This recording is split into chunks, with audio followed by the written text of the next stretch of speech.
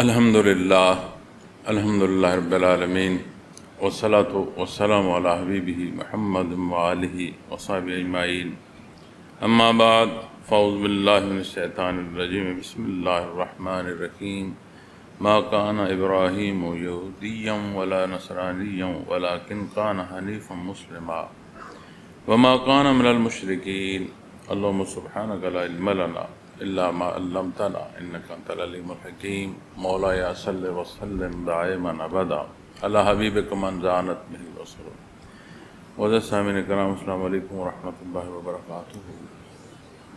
شاد باری تعالیٰ ہے ابراہیم علیہ السلام نہ یہودی تھے اور نہ نصرانی، بلکہ وہ ایک اللہ کے ہو رہے تھے، فرما بردار تھے اور شرک کرنے والوں میں سے نہیں تھے۔ میں نے کل بھی عرض کیا ابراہیم علیہ السلام آپ کا نام مبارک خطۂ عرب میں ادب سے لیا جاتا، آپ کے واقعات یقیناً ان میں آمیزش ہو چکی ہوگی، لیکن پہلو جو ہے وہ ادب کا خطۂ عرب میں تھا، اور مکۃ المکرمہ، بیت اللہ شریف، یہ وہ پہلو تھے جو اہل مکہ کو بھی خطۂ عرب میں معزز کرنے کا سبب تھے۔ تو یہود و نصارہ دونوں یہ کہا کرتے تھے یا دعویٰ کرتے تھے کہ ہم حضرت ابراہیم علیہ السلام کے اصل پیروکار جو ہیں وہ ہم ہیں۔ تو یہی بات جو یہود ہیں وہ بھی کہتے تھے اور یہی بات نصارہ بھی کرتے تھے۔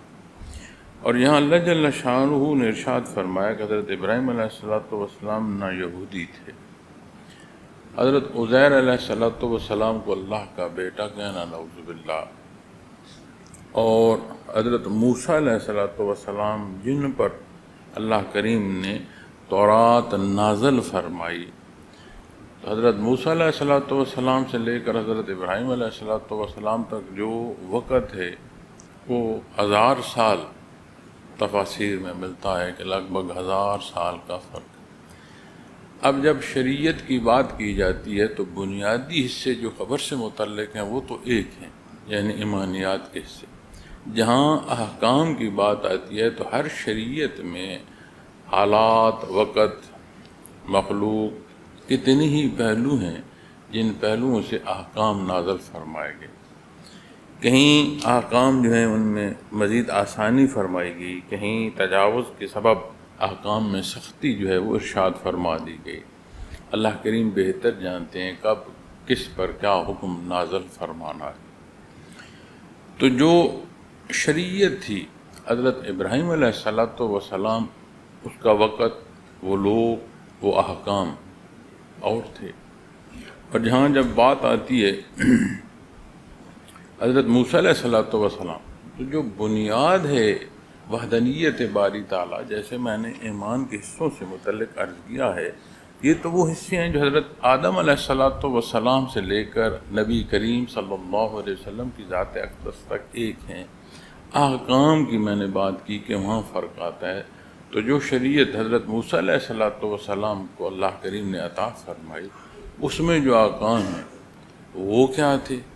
پھر وہاں کسی درجے کا کوئی پہلو ایسا نہیں تھا جس میں شرک کی آمیزش ہو۔ جہاں گوشالہ پرستی کی گئی، آپ علیہ السلام نے اس کی خاک جلا کر اس گوشالے کی خاک کو بھی اڑا دیا۔ کوئی گنجائش نہیں تھی کسی درجے کی کہ اس بنیاد جو وحدانیت باری تعالیٰ ہے اس میں کسی درجے کی آمیزش ہو۔ حضرت عزیر علیہ السلام، آپ کا واقعہ مبارک بھی قرآن کریم میں بیان فرمایا گیا ہے کہ جہاں آبادی جو چھت تھے وہ دیواریں جو ہیں وہ چھتوں پر گر چکی تھیں، یعنی اتنی قدیم آبادی تھی کہ چھت گرتا ہے۔ جب کہا جائے نا چھتوں پر دیوار، تو اس کا مراد یہ ہوتی ہے کہ دیوار بعد میں گرتی ہے، چھت پہلے گرتے ہیں۔ تو جب چھت گر چکی ہوں اور پھر عرصہ بیتے اور اس پر پھر وہ جب دیواریں گرتی ہیں تو چھت تو نیچے آ جاتی ہے۔ تو جب چھتوں پر دیوار کا گرنا یہ کہا جائے، اس سے مراد ہے کہ قدیم مدت، بہت زیادہ وقت گزر چکا. تو آپ نے اس آبادی میں، اور جب یہ آپ نے خیال فرمایا کہ اللہ کریم کیسے کیوں کر انہیں زندہ فرمائیں گے، یہ کیا نظام ہوگا، تو 100 سال آپ پر جو ہے نیند کا غلبہ ہوا. آپ واپس تشریف لائے جب آبادی میں، قرآن کریم میں وہ واقعہ بھی بیان ہے.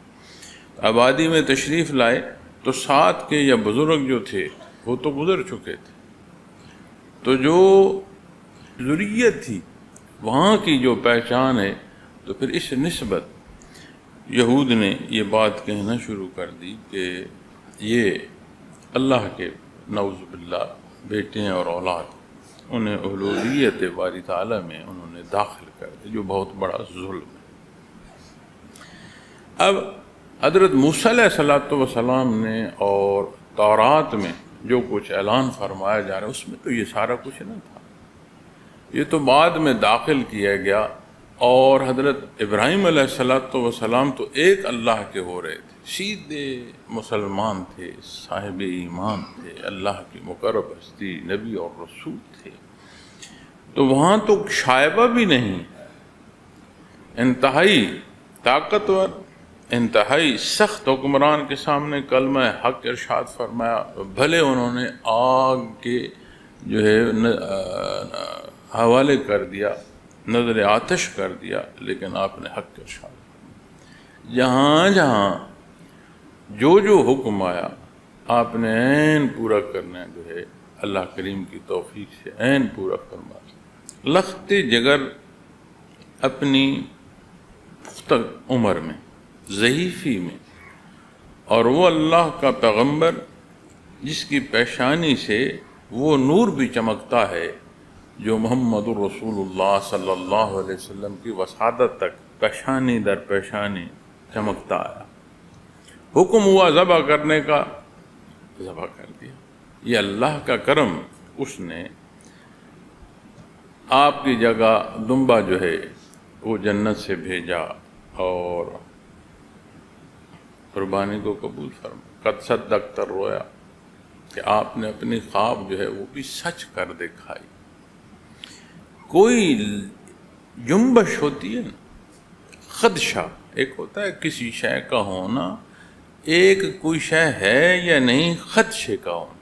کوئی خدشہ بھی ایسا نہیں ہے کہ جو حضرت ابراہیم علیہ السلام کی ذات اقدس کے ساتھ داخل کیا جا سکے کہ جس میں سے کسی درجے کی آمیزش کی بو بھی آ سکے.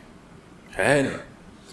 کیسے دعویٰ کرتے ہو وہاں کا حکم کیا تھا؟ کیا تم جانتے ہو وہاں کا حکم کیا؟ واللہ یعلم انتم لا تعلم، تم تو جانتے نہیں ہو، ہزاروں سال گزر گئے، تمہیں کیا معلوم.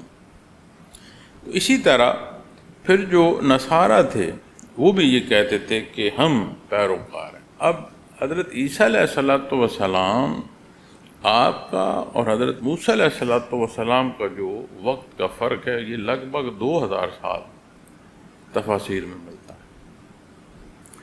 اب ان 2000 سالوں میں کتنے انبیاء اور رسول مبعوث ہوئے، کتنے احکامات نازل فرمائے گئے، کتنے احکامات منسوخ فرمائے گئے، کتنے احکامات تبدیل فرمائے گئے. 2000 سال کیا تحقیق ہے ان کے پاس. اللہ جل شانہ ارشاد فرماتے ہیں، یہ پچھلی آیہ کریمہ میں ہے کہ یہ جو تم جھگڑا کیوں کرتے ہو، جو کچھ اللہ کریم نے تم پر نازل فرمایا تھا، ہا انتم ہؤلاء حاججتم فیما لکم بہ علم، جو اللہ نے تمہیں علم عطا فرمایا تھا، جو اس نے تمہیں یقینی اور حتمی بات ارشاد فرمائی تھی، اس میں تو تم جھگڑا کرتے، ادھر تم دعویٰ کرتے ہو. یعنی وہ آمیزش کی حق نہیں مانا، اپنی مرضی جو ہے اس کو داخل کیا. تو جب ان کی بات آتی ہے تو حضرت عیسیٰ علیہ السلام نے جو زندگی مبارک بسر فرمائی، آسمانوں کے اٹھانے تک ہماری ضرورت کے مطابق جتنا جاننا ہمیں درکار ہے، قرآن کریم نے وہ ساری تفصیل بیان فرما دی. آپ کی ولادت باسعادت سے پہلے حصے، آپ کے والدہ ماجدہ کی بھی جو ولادت باسعادت ہے اس سے پہلے ابتدا فرمائی. آپ کی پیدائش مبارک ولادت باسعادت سے پہلے کہ اس سے ارشاد فرمائے وہ بچپن، وہ کلام، معجزات اور آسمانوں کی طرف اٹھایا جائے. جو ہماری ضرورت یا مخلوق کی ضرورت جہاں تک ہے اللہ کریم نے وہ سارے حصے بیان فرمائے. وہ حصہ بھی بیان فرمایا جو آپ کی خدمت میں معاونین حاضر ہوئے حواریوں کی صورت میں، خالص اور سچے دوستوں کے نام سے. تو وہاں تو کوئی شائبہ، کوئی ایسی گنجائش نہیں ہے جہاں الوہیت میں کوئی کسی درجے کا دخل ہو. تو یہ آپ علیہ الصلوۃ والسلام کو 3 میں کا تیسرا کیسے کہتے؟ اس لیے جب یہ ذریت کی بات آتی ہے تو ایک جو بنیادی درجہ نزاعت کے حوالے سے اس میں داخل ہو جاتا ہے. اوصاف کی کمی بیشی ہو سکتی ہے، بنیاد ایک ہو جاتی. انسان کا جو بچہ ہے ضروری نہیں ہے کہ وہ اپنے والد جتنا طاقتور ہو یا والدین جتنا ذہین ہو، ضروری نہیں ہے توانا ہو، لیکن جب بھی اس پر بات آئے گی وہ ذات میں داخل ہے، کیونکہ وہ بھی انسان کا بچہ. جو اب اللہ جل شانہ کی ذات کی طرف شرک اور اولاد کی نسبت کی جاتی ہے تو پھر وہ ذات میں داخل ہو جاتا ہے. اس کی حیثیت کم ہو زائد ہو، اس کے اوصاف کم ہو زیادہ ہو، یہ الگ بات ہے، لیکن بنیاد میں وہ داخل ہو جاتا ہے. تو یہ جو نصارہ ہیں یہ کیسے یہ دعویٰ کر رہے ہیں کہ حضرت عیسیٰ علیہ السلام نے جو اللہ کا حکم پہنچایا، انہوں نے جو مردہ زندہ ہوا یا پرندے کو حیات نصیب ہوئی، کسی کی بیماری دور ہوئی یا کسی کو بینائی نصیب ہوئی نابینا کو، قرآن کریم ارشاد فرماتا ہے بِإِذْنِ اللہ، اللہ کے حکم سے. تو انہوں نے آپ علیہ السلام جو اس بنیاد جو وحدانیت ہے، جہاں اس کا درس اور مخلوق کو شناسائی کا سبب ہے، بجائے وہ حق سمجھنے اور سیکھنے اور عمل کرنے کے، انہوں نے آپ علیہ السلام کی ذات اقدس کو وہاں پہنچا دیا کہ ذات باری تعالیٰ میں داخل کر دی. یہی بات اور یہی نقطہ سمجھنے کی ضرورت ہے کہ جب دین سمجھنے کی بات آتی ہے تو شخصیت جہاں سے آپ سیکھ رہے ہیں وہاں ہر طرح کا ادب ہو سکتا ہے، لیکن وہ ذات اس سیکھنے میں اس درجے کی داخل نہیں ہو سکتی کہ لگے کہ اس ذات کی ہی عبادت ہو رہی ہے. استاد اور شاگرد کا جو ادب ہے وہ اور ہوتا ہے، اور جہاں کوئی سجدے کر رہا ہوتا ہے وہ سجدے عبادت کے معنوں میں چلے جاتے ہیں. عبادت اس کی جاتی ہے، اس ذات کی عبادت ہے جس ذات سے توقعات وابستہ ہوں، جس ذات سے ضروریات کی تکمیل جو ہے وہ ممکن ہو.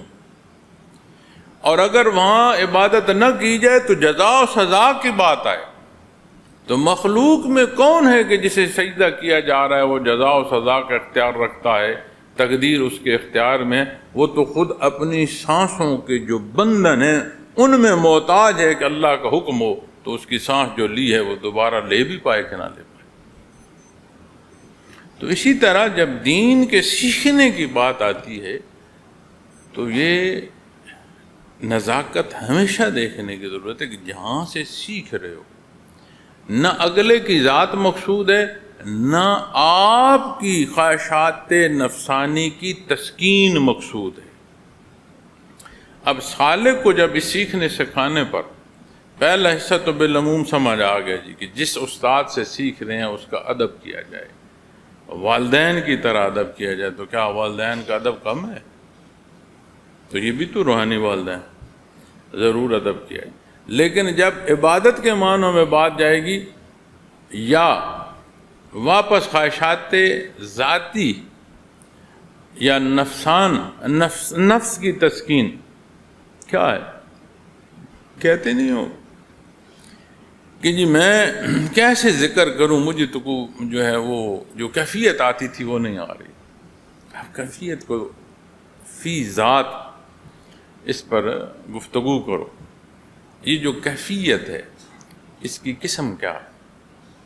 از قسم مخلوق ہے یا خالق کے ساتھ اس کو داخل کرو گے؟ جب مخلوق ہے تو مقصود مخلوق ہے یا خالق؟ کتنی بنیادی بات. اب جب ہم اس تسکین کی تلاش میں حالت سکینہ، اللہ جل شانہ نے قرآن کریم میں ارشاد فرمایا اہل بدر پر برستی جو فوار ہے اس میں تسکین اللہ نے نازل فرمائی. جہاں صلح حدیبیہ کی بات آئی وہاں اللہ کریم نے اس تسکین کا ذکر ارشاد فرمایا. عین سخت مقامات پر بھی قلوب جو ہیں ان کو ٹھنڈک میسر آئی. لیکن مقصود جو ہے وہ اللہ کی ذات ہے. یہ نتائج میں چیزیں داخل ہوتی. الا بذکر اللہ تطمئن القلوب، قرآن کریم ارشاد فرما رہا ہے. لیکن جو باریکی میں عرض کر رہا ہوں، اطمینان قلب کو میں رد نہیں کر رہا، از قسم نتائج میں عرض کر رہا ہوں. مقصود کی جب بات آئے گی تو کیا ہے؟ ذات باری. تو یہ لازمی حصے ہیں اور یہ باریکیاں ہیں کہ نہ ایسا انداز اختیار ہو جائے کہ اگلے کا امتحان بن جائے جو آپ کو سکھا رہا ہے، اور نہ اپنے نفس کی تسکین کے پیچھے لگ جاؤ کہ میری مراقبات و منازل یا مناسب کی بحث میں پھنس جاؤ. اس لیے کہ جب ذات میں آؤ گے تو پھر وہ جو اطمینان ہے نا نفس کا، اس دوڑ میں دوڑنا شروع ہوگا اور یہ دوڑ پھر ختم نہیں ہوتی، نقصان کا سبب ہو جاتی ہے. تو جب حضرت ابراہیم علیہ السلام کی نسبت قرآن کریم شہادت ارشاد فرمائے وہ خالص اللہ کی طرف ان کا رخ ہے، اور وہ فرمایا نہ یہودی تھے اور نہ نصرانی تھے. اب جو نصارہ ہیں یہ کتنا بڑا ظلم کرتے کہ انہوں نے اسی طرح حضرت عیسیٰ علیہ السلام جو وحدانیت باری تعالیٰ کا درس مخلوق کو دے رہے ہیں، آپ کی ذات اقدس کو اللہ جل شانہ کی ذات کے ساتھ شامل فرما دیا. اب دعویٰ کر رہے ہیں دونوں، لیکن قرآن کریم نے اس دعوے کو اس طرح رد فرما دیا کہ جواب کوئی نہیں ہے کسی کے پاس. حضرت عیسیٰ علیہ السلام کی ولادت باسعادت کے حوالے سے جو دعویٰ خدائی کا یہ کر رہے ہیں، اب انہوں نے جو سوال نبی کریم صلی اللہ علیہ وسلم کی ذات اقدس کی طرف کیا تو پھر ان کے والد کون؟ تو کیا یہ سند ہے تمہارے پاس؟ یہ تو اختراع ہوگی. اگر سند کی بات ہے تو ظہور عیسیٰ علیہ السلام تک تو بات آتی ہے کہ اللہ کریم نے آپ کو مبعوث فرمایا، وہ تو تم سند سے بات کرتے ہو. تو جہاں ولدیت کی بات جہاں تم آمیزش کر رہے ہو، وہاں اپنے گمان ہیں جو ان کو غالب یا خواہشات کو غالب کرتے ہو، وہاں کیوں نہیں سند دیتے کہ جی یہ انجیل میں لکھا ہے، یہ تورات میں لکھا ہے، اس کتب سابقہ میں لکھا ہے، وہاں سند کیوں نہیں دیتے؟ اس لیے کہ ہے کوئی نہیں. تو قرآن کریم نے جو حضرت آدم علیہ السلام کے جو مثال ارشاد فرمائی کہ یہاں تو ان کی والدہ محترمہ ہیں، حضرت آدم علیہ السلام کے تو والد نہ تھے تو والدہ بھی تو نہ تھی، دونوں نہ تھے. تو کوئی جواب ان کے پاس نہیں سوائے اپنی ضد کو پیٹے رکھنے کے. تو اللہ جل شانہ نے یہاں اور واضح فرما دے ایک اللہ کی ہو رہے ولیکن کان حنیف مسلمہ، فرما بردار حنیف، سیدھے مسلمان اور کھرے. وما کان من المشرکین، اور شرک کرنے والوں میں سے نہ تھے. کیسے تم دعویٰ کرتے ہو کہ ہم ان کی وراثت میں آ رہے ہیں؟ تو ایسے نہ تھے. ان اول الناس بابراہیم الذین اتبعوه وهذا النبی والذین آمنوا واللہ ولی المؤمنین. بے شک لوگوں میں سب سے زیادہ ابراہیم علیہ السلام کے قریب تر وہ لوگ تھے جنہوں نے ان کی پیروی کی، اور یہ نبی صلی اللہ علیہ وسلم. قریب کون ہیں؟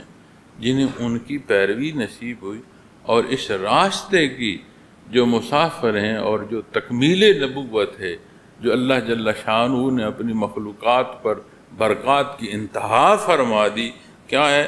والذین آمنوا پر جب پہنچتی ہیں تو اس سے پہلے وہذا النبی، یہ نبی جو اللہ کریم نے مبعوث فرمائی ہیں، والذین آمنوا اور وہ لوگ جو ایمان لائے، یعنی ان کے متبعین۔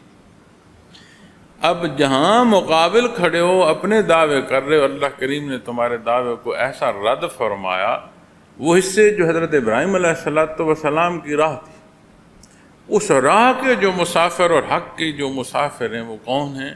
نبی کریم صلی اللہ علیہ وسلم کی ذات اقدس، والذین آمنوا اور وہ لوگ جو ایمان لائے، جنہیں معیت محمد الرسول اللہ صلی اللہ علیہ وسلم نصیب ہو۔ میں نے عرض کیا کہ جو بنیادی حصے ہیں ایمان کے، جو خبر ہے، کیونکہ دو خبریں ہوں تو ایک درست ہوگی اور ایک غلط، ایک ہی خبر آ رہی ہے تو بات درست ہے۔ احکام میں جو ہے وہ تبدیلی ہے۔ ہمیں آپ صلی اللہ علیہ وسلم کی ذات اقدس سے جو احکام نصیب ہوتے ہیں، ان میں بھی ایک تواتر متواتر احکام نازل ہوتے رہے، تو جب تکمیل دین ہوئی تو پھر اس کے بعد جو دین میں داخل ہوگا اس پر یک بارگی سارا جو حکم ہے وہ نافذ ہوتا ہے۔ اب کتنی دفعہ کوئی مثال متشابہ حصے کے نظریے یا نقطے کی نظر سے مکی زندگی کے حوالے سے گنجائشیں نکالی جاتی ہیں یا مدنی زندگی کی مثال دی جاتی ہے۔ کیوں؟ آج جو کلمہ حق جسے نصیب ہو رہا ہے، کیا اس کی ابتدا مکی زندگی سے ہوگی؟ کیا پہلے دن اسی طرح فرائض کا حکم تھا، نماز، زکوٰۃ، روزے، کیا یہی احکامات تھے؟ تو پھر کتنے سال اس زندگی میں گزارا؟ تو جو قرآن کریم نے تکمیل دین ارشاد فرمائی، اس کے جواب میں کیا تمہارے پاس جواز ہو؟ جب تکمیل دین ہے تو پھر جو داخل ہوگا پورے کا پورا حکم جو ہے اسے اختیار کرنا ہوگا۔ اور حضرت ابراہیم علیہ السلام کی جو راہ ہے، یعنی اللہ کا جو حکم ہے، اس راہ کی پیروی۔ اب اس پیروی میں جو نقطہ سمجھنے کی ضرورت ہے، جیسے ابھی قربانی ہم نے کی، قربانی کی عید گزری، دو خوشی کے دن مسلمانوں میں، ان میں سے ایک ابھی قربانی کا دن جو گزرا، اسے بالعموم سنت ابراہیمی جو ہے وہ کہا جاتا ہے۔ اسی طرح اور بھی ایسے احکام ہیں، جیسے آپ حج میں ہیں تو اس سنت کی نسبت ہمارے لیے جو بنیادی حصہ ہے، انبیاء سابقہ کا ماننا، کتب سابقہ کا ماننا، سب کا حق پر ہونا، کہیں کسی درجے کا انکار کفر ہے۔ لیکن ہم جو عمل کر رہے ہیں، ہم نے جو قربانی کی ہے، ہم نے شریعت محمد الرسول اللہ صلی اللہ علیہ وسلم کے تحت کی ہے۔ اگر آپ صلی اللہ علیہ وسلم نہ حکم فرماتے، قربانی نہ فرماتے، تو ہمارے لیے وہ حکم نہیں ہے۔ ہم جو قربانی کر رہے ہیں یہ سنت محمد الرسول اللہ صلی اللہ علیہ وسلم کی۔ اور اگر شریعت کے حوالے سے دیکھیں، فَصَلِّ لِرَبِّكَ وَانْحَرْ، قرآن کریم میں قربانی کا حکم جہاں عبادت کا ہے وہاں قربانی کا بھی دیا گیا۔ اب کس حصے سابقہ سے کون سا حصہ پسند فرمایا اللہ نے کہ مخلوق اس سے مستفید ہو؟ اب اسی قربانی کے پہلو کو جب آپ دیکھتے ہیں، لخت جگر کی گردن پر خون رکھنا اور ہے، جانور جتنا بھی پال لو پیار سے، وہاں چھری رکھنا اور ہے، بڑا فاصلہ ہے، یہ سمجھ نہیں آ سکتا۔ اب اس قربانی کو اللہ نے اتنا پسند فرمایا کہ امت محمد رسول اللہ صلی اللہ علیہ وسلم نے اس کو جاری رکھا۔ نبی کریم صلی اللہ علیہ وسلم کا حکم اور آپ کے لیے اختیار فرما، جو آپ نے اختیار فرمایا، اب ہم جو عمل کر رہے ہیں یہ اتباع محمد رسول اللہ صلی اللہ علیہ وسلم میں کہا۔ آپ عمرہ اور حج پر جاتے ہیں تو دو پہاڑوں کے درمیان جہاں چلنا اور جہاں دوڑنا ہے، بی بی صاحبہ نے اپنے بچے کی تڑپ میں اس کی خوراک کی تلاش کے لیے، ذرائع تلاش کرنے کے لیے جہاں وہ چلیں، جہاں وہ دوڑی، اس درد کو اللہ نے اتنا پسند فرمایا کہ رہتی دنیا تک ان قدموں اور اس دوڑ کو اللہ نے حکم فرما دیا کہ جو یہاں آئے گا اس کے لیے یہ لازم ہے۔ لیکن ہم کیوں وہاں پر ڈر رہے ہیں؟ اس لیے کہ اللہ نے حکم پسند فرمایا، نبی کریم صلی اللہ علیہ وسلم کا حکم اور شریعت آپ صلی اللہ علیہ وسلم کی نسبت ہم ان شاعر پر جب جاتے ہیں تو جو عمل کر رہے ہوتے ہیں، لیکن اس کی بنیاد کیا ہے کہ حضرت ابراہیم علیہ السلام نے لخت جگر اور مائی صاحبہ کو کیوں وہاں چھوڑا؟ اس صحرا میں بیابان جگہ پر کیوں چھوڑا؟ اللہ کا حکم ہے، اللہ نے اس جگہ کو برگزیدہ فرمایا، اپنی برگزیدہ ہستیوں کو وہاں بسنا پسند فرمایا۔ ہمارے نزدیک اسباب بہت بڑی شے ہیں، وہ تو مسبب الاسباب ہے۔ جس پانی کی تلاش کو مائی صاحبہ چلیں، وہ ننھے قدموں سے جو زمین پر پڑے اللہ نے وہاں سے پانی عطا فرما دیا، ایسا پانی عطا فرمایا کہ جو پیاس بھی بجھائے اور بھوک بھی مٹائے، جو دوا بھی ہے، جو غذا بھی ہے۔ اور حدیث شریف میں آتا ہے کہ مائی صاحبہ نہ روکتی، نہ زمزم نہ روکتی تو یہ دنیا سیراب ہوتی چلی جاتی، اتنا پانی کا وہ بہاؤ رہتا۔ تو وہ ننھے قدم جہاں پڑے، جس کے حکم پر وہ وہاں آئے، جس کے حکم پر آپ علیہ السلام نے اس بیابان میں اپنے اہل خانہ کو اور لخت جگر کو چھوڑا، اس نے پسند فرمایا، اس نے اس تڑپ کو اتنا پسند فرمایا کہ اسے مخلوق میں جاری فرما دیا۔ اب کس درد سے وہاں بیابان میں وہ رہے، کس تکلیف کو یا کس درد کو محسوس فرمایا؟ مخلوق کو اس انداز پر چلتی ہوئی اللہ جل شانہ مستفیض فرماتا ہے اور ایسی کیفیات اور اثرات اور اجر اور ثواب عطا فرماتا ہے، وہ احسان فرماتا ہے مخلوق پر۔ اس میں کوئی بار الہ کی تسکین نہیں ہے، نعوذ باللہ۔ مخلوق پر عطا ہے کہ مقرب ہستیاں جو اس کی راہ میں تڑپی، ان کی تڑپ پر جو عطا ہے ان میں سے تمہیں میں حصے عطا فرماؤں، یہ اس کے کرم ہے، اس کے احسان ہے۔ اور جب نبی کریم صلی اللہ علیہ وسلم کی بات آتی ہے تو آپ امام الانبیاء بعثت میں سب سے آخر،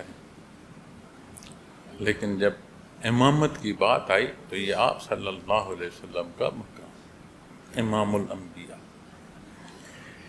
اور اس راہ کے مسافر کون ہیں جو وہاں آخری مور ثبت ہو رہی ہے اس حق پر؟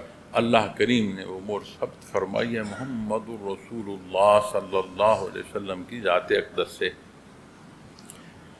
اور فرمایا والذین آمنوا، کہ اللہ کے نبی اور رسول مبعوث ہوتے ہیں مخلوق کی رہنمائی کے لیے۔ تو جب آپ کے راستے کی بات آئی تو پھر متبعین کی بات ہے، والذین آمنوا، اور وہ لوگ جو ایمان لائے، واللہ ولی المؤمنین، اور اللہ ایمان والوں کے دوست ہیں۔ زندگی رہی تو اگلے بیان میں اس آیہ کریمہ کا یہ جو آخری حصہ ہے، اس سے گزارشات جو ہے ان کی ابتدا کریں گے انشاءاللہ۔ اللہ کریم سب کا یہ بیٹھنا، یہ نشستیں قبول فرمائے۔ وآخر دعوانا الحمدللہ۔ اگر آپ کو یہ ویڈیو پسند آئی تو لائک، شیئر اور سبسکرائب کرنا نہ بھولیے۔ اللہ حافظ۔